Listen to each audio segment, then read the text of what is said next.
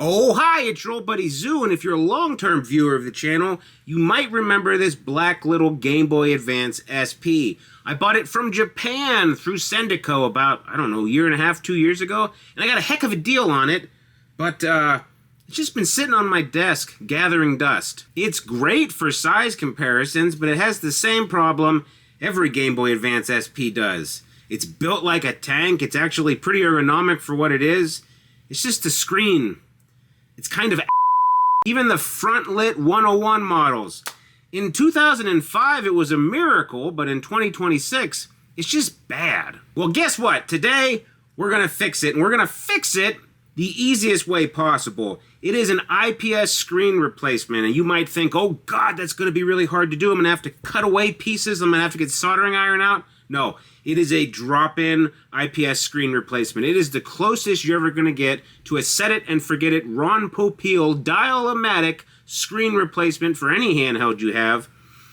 It's probably going to take me 20 minutes. We'll see. I'm kind of an idiot, but it's probably going to take me 20 minutes. And the best part, if you're an idiot like me, no soldering required. Technically, you can solder one wire so the brightness button works, but we're not going to do that because I'm lazy. And also, I don't think Joanna sent the wire. So stick with me, and we'll get right to it. So this is sort of becoming a theme around here, and I really didn't plan it that way. A little while back, I showed you this $5 DSpico card that turns your Nintendo DS into a machine that basically plays every DS game ever made. And again, $5. And coming up real soon, I've got a video on jailbreaking your 3 or 2 DS, which is free. It's all software, and it cracks this thing wide open. But here's the connecting thread. The DSpico was cheap. The 2DS, 3DS jailbreaks are free, and this one is anywhere from 30 to 50 bucks. All you need is a screwdriver and the screen. None of these projects require you to be some sort of super modder with a soldering station and a helping hands clamp and all that jazz. The point I keep landing on is that the old stuff in your closet is way more alive than you think it is. You just have to be willing to spend a quiet evening with it. Alright, here's the replacement screen. This is the HISPEEDIDO V5. It is a 3-inch pre-laminated IPS panel, 720 by 480, with a laminated glass lens already on it.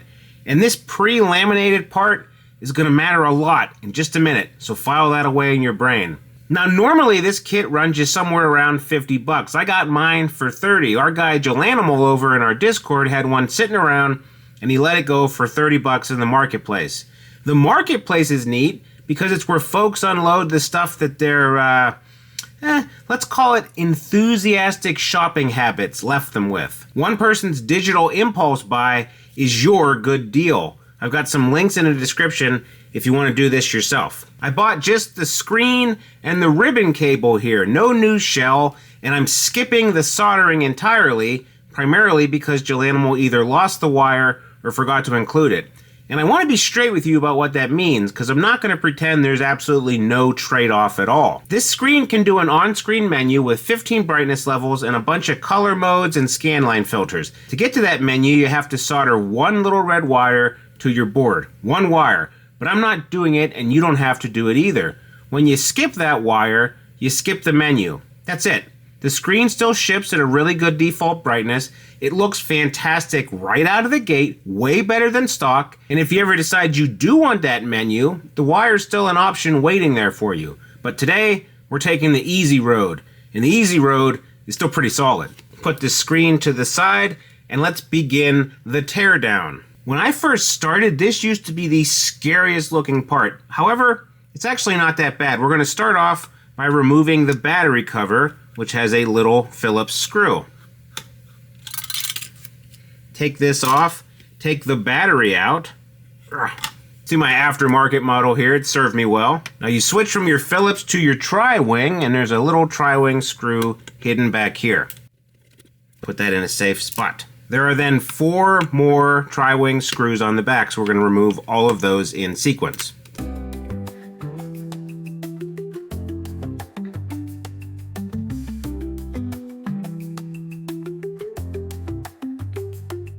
Oh, I forgot, there's a tricky one over here too.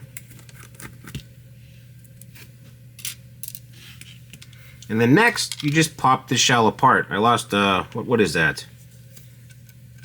the on-off slider. Keep that to the side. And then you're going to want to remove these 3 screws.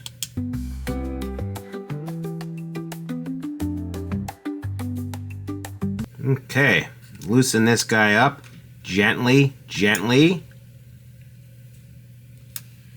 And the easiest way to do this without damaging the ribbon here is to get just a little plastic spudger and loosen this. Steady. 1 and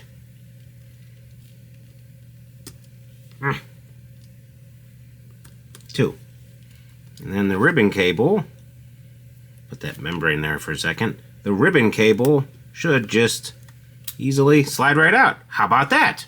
Up next, we have to fish these little plastic tags out. And you can see here, someone must have got real agitated with this at some point in the past. I bought this from Sendico, so it weren't me. But see if I can take these out without causing too much more collateral damage.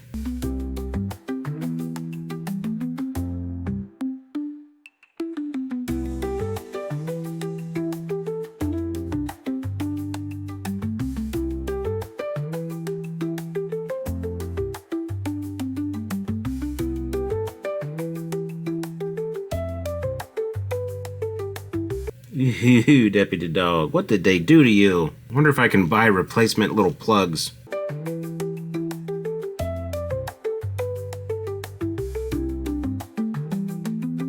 Now we go back to Tri-Wing.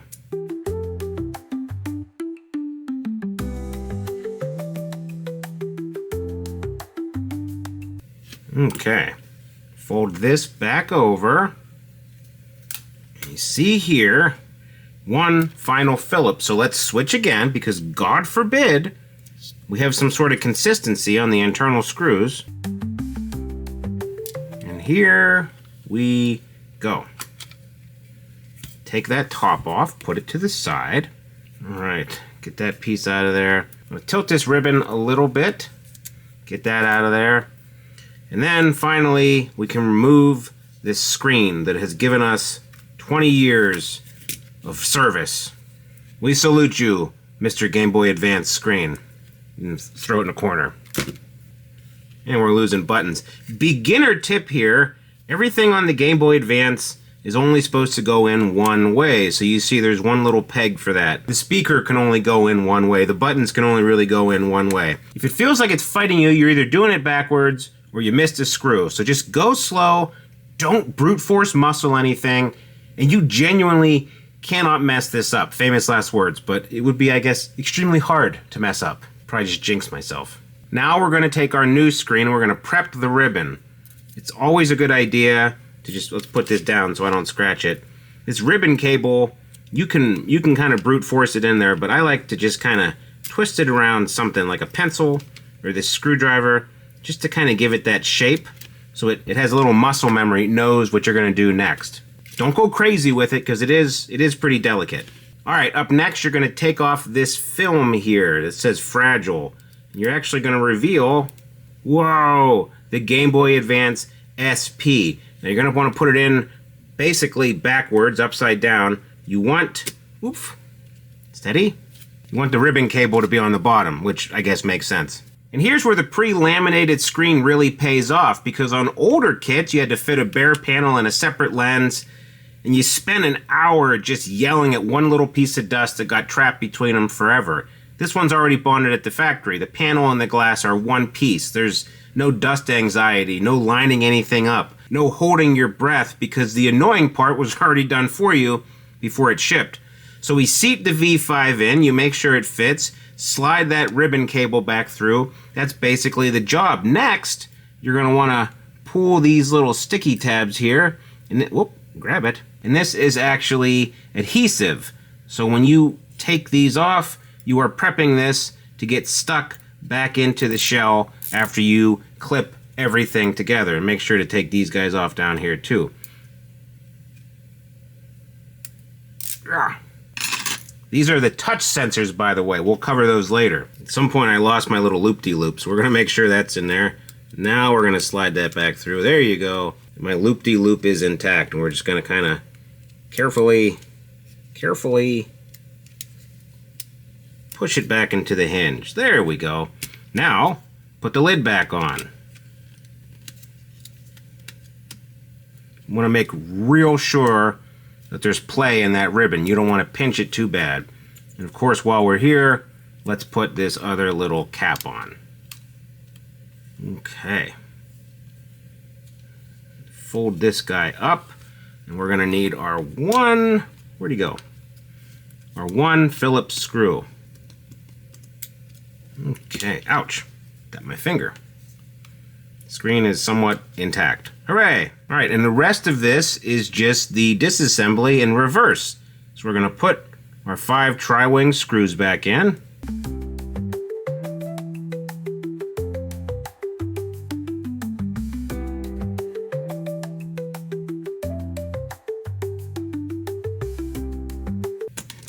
Okay. We're going to put these poor mangled plastic pieces back in there too. You know what? The back doesn't look too bad.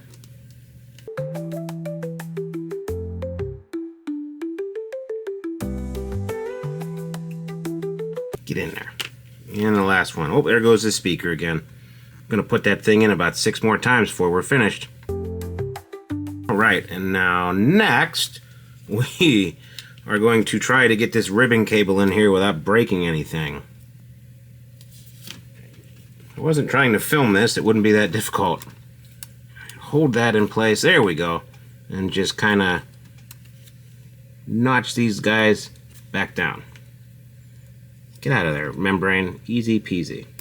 There we go. Okay, membrane goes back in.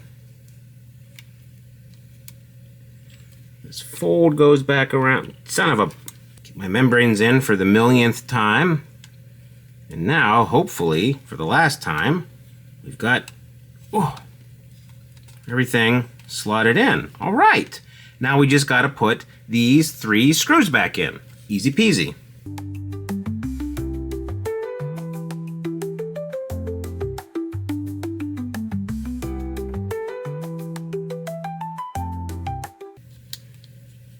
Okay, get your power button back in there. And now, you just put this back on. Try not to lose the shoulder buttons.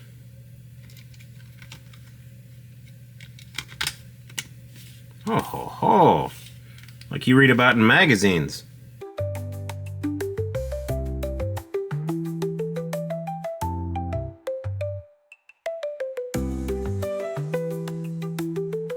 And don't forget our last buddy down. Where is he? Down here. Da da da da. Slide the battery back in. Oh. It turned on. And reinstall the battery cover. And once again, one last time, switch your bits. All right, everybody, moment of truth. We know it powers on because I heard it earlier, but we're going to find out what the screen looks like live. So let's make sure we're in frame here and turn the power on. Ooh, look at that. Got something colorful on here. Got some Super Mario World, something that actually uses the palette. And the difference between this and the panel we just pulled out, it's not subtle. It's distinct. And since I did skip that menu wire, the brightness button doesn't do anything. But let's talk about what you're actually getting. The screen, turn that down. The screen has some built-in touch panels. So if you press over here by the SP, you can cycle through brightness. Whoop. It does skip over, so I went as bright as it goes, and now it's very dark. So let's, I think there's 10, 15, 1, 2, 3, 4, 5, 6, 7, 8, 9, 10, 11, 12, 13, 14, 15. That's as bright as it gets. It's actually washing out the camera. That's considering how hard it was to film this with the original screen, I'll take washed out camera every time. Let's go somewhere in the middle. How's that look? That's not bad. And then if you hold this, you can cycle through screen modes. All right, and your screen modes here is normal mode if you hold this for 4 seconds. Retro pixels, which I guess would be good for Game Boy. Hold it another 4 seconds. Scan lines 1. Hold it another 4 seconds. Scan lines 2, which it's subtle, but I actually like that one the best, I think. If you hold right in the middle here, it starts to cycle through different color settings, which would be cool for Game Boy, but not really for Game Boy Advance. Just kind of looks odd.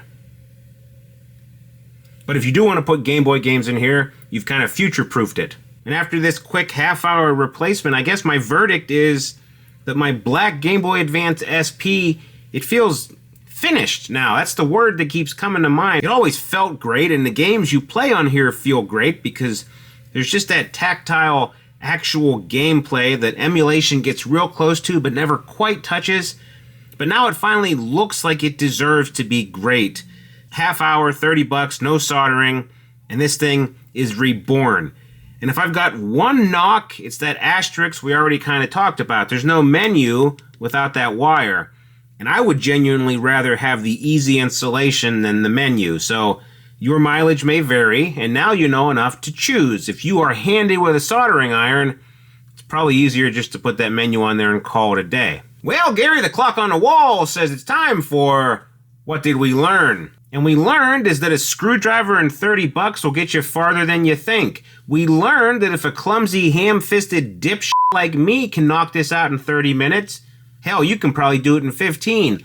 And we learned that even though there are a ton of emulation devices that can do it all, sometimes it's cool to use original hardware, but maybe original hardware with some modern improvements. If you thought this video was an improvement, or maybe I just remind you of the guy from Home Improvement, remember to like and subscribe and hype and all that jazz. I like to do DIY and other non-review stuff, but the only way I know if it lands is if people like and subscribe and comment. Speaking of comments, since you made it all the way to the end and we're best friends now, how about you leave a comment with your favorite Game Boy Advance game, or maybe even your favorite Game Boy Advance memory. And keep an eye out because that 3D 2DS jailbreak video is coming up soon. And it's got that same budget upgrade energy, except jailbreaking a 3 or 2DS is free, it's easy, and it brings an older device roaring back, both with original carts and with some basic emulation. We can play some Game Boy Advance on a 3DS. How about that? Anyway, thanks for watching, and we'll see you on the next one. Goodbye.